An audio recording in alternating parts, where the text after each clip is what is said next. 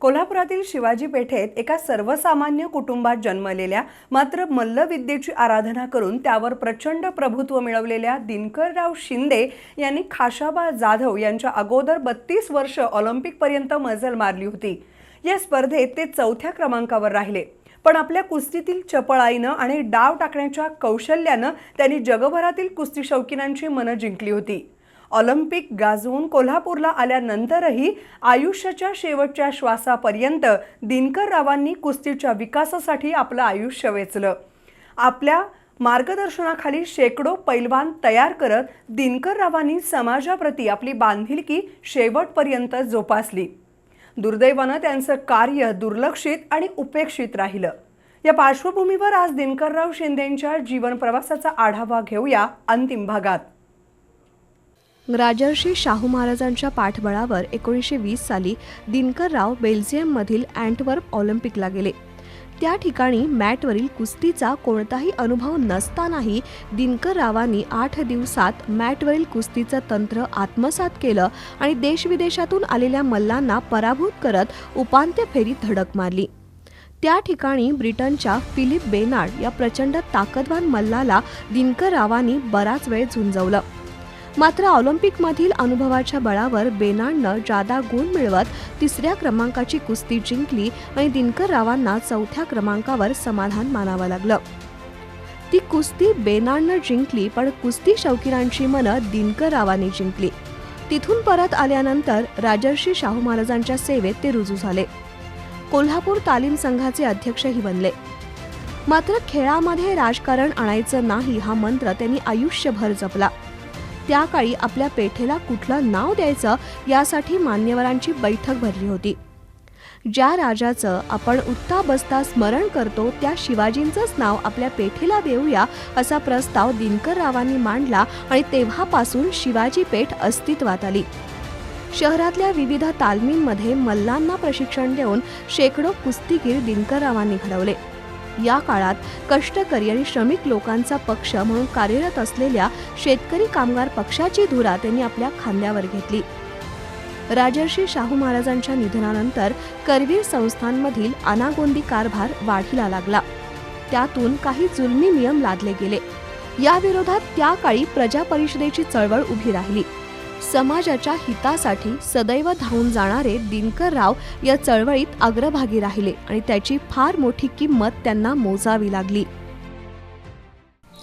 दिनकरराव शिंदे यांनी प्रजा परिषदेच्या लढ्यासाठी जो पाठिंबा दिला त्याचा परिणाम असा झाला की त्या काळामध्ये करवीर संस्थानानं त्यांना नोकरीवरून काढून टाकलं आणि नोकरीवरून काढून टाकल्यानंतर अगदी मरेपर्यंत दिनकरराव शिंदेंच्या घरात हे अतिशय हाल अपेष्टातनं पुढे गेलं। त्यांनी लिहिलेली पत्र, करवीर संस्थानाला लिहिलेली पत्र जरी आपण वाचली तरी आपल्याला वाटतं की अरे एका सामाजिक कामासाठी एका माणसाला इतकं वाईट सण भोगावं लागतंय। म्हणजे अगदी शहाजी महाराजांच्या पर्यंत सुद्धा दिनकररावांच्या पश्चात त्यांच्या पत्नीने सुद्धा पत्र दिलेले आहेत की आमची अगदी हाल अपेष्टा सुरू आहे आणि आमची किमान आमच्या नवऱ्यानं जे काही संस्थानासाठी कामगिरी केलेली आहे त्याच्यासाठी जी पेन्शन होती ती पेन्शन सुरू करा। पण शेवटपर्यंत ही पेन्शन त्यांना मिळाली नाही आणि संपूर्ण कुटुंब हाल अपेष्टामध्येच जगत राहिलं।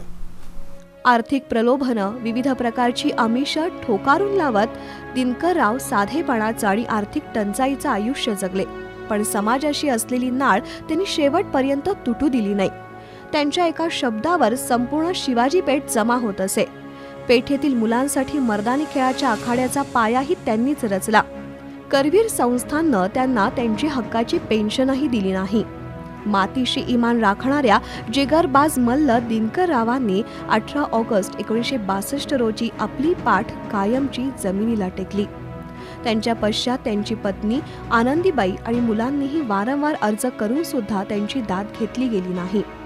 त्यांच्या मृत्यू दरम्यान 13 फेब्रुवारी 1960 या दिवशी भवानी मंडपात कीर्तिस्तंभ उभारला गेला।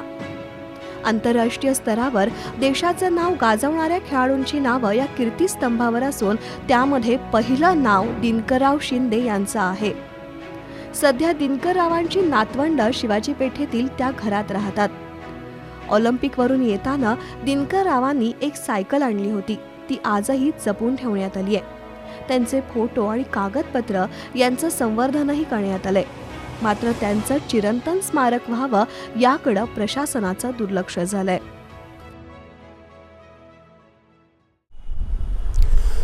कोल्हापूरच्या मातीमध्ये जन्मून आकाशा एवढं कर्तृत्व केलेल्या दिनकरराव शिंदेंना कोल्हापूरनं ज्या पद्धतीनं स्मरणात ठेवायला पाहिजे होतं त्या पद्धतीनं ते स्मरणात राहिले नाहीत.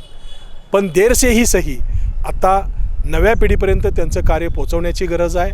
कोल्हापूर महापालिकेला तत्कालीन महापौर भिक्षेट पाटील यांनी त्यावेळी एक ठराव केला होता आणि कसबा बावड्याच्या पॅव्हेलियनमधल्या जागेला दिनकरराव शिंदे कुस्ती संकुल असं नाव द्यावं अशा पद्धतीचा तो ठराव होता. महापालिकेत तो ठराव पास झाला, शासनाकडेही पाठवण्यात आला, पण पुढं त्याचं काय झालं हे आज तागायत माहीत नाही. आत्ता कोल्हापूरच्या विद्यमान लोकप्रतिनिधींनी आपली जबाबदारी समजून दिनकरराव शिंदेंचं नाव कुस्ती संकुलाला द्यावं आणि त्यांचा जो इतिहास आहे, त्यांचं कर्तृत्व आहे, ते कर्तृत्व नव्या पिढीच्या पैलवानापर्यंत आणि कुस्ती शौकीनांच्यापर्यंत योग्य रीतीनं पोचेल यासाठी जाणीवपूर्वक प्रयत्न करण्याची गरज आहे. तीच खऱ्या अर्थानं दिनकररावांना आदरांजली ठरेल यात शंका नाही. बी न्यूजसाठी कॅमेरामन राहुल जगतापसह ताज मुल्लानी.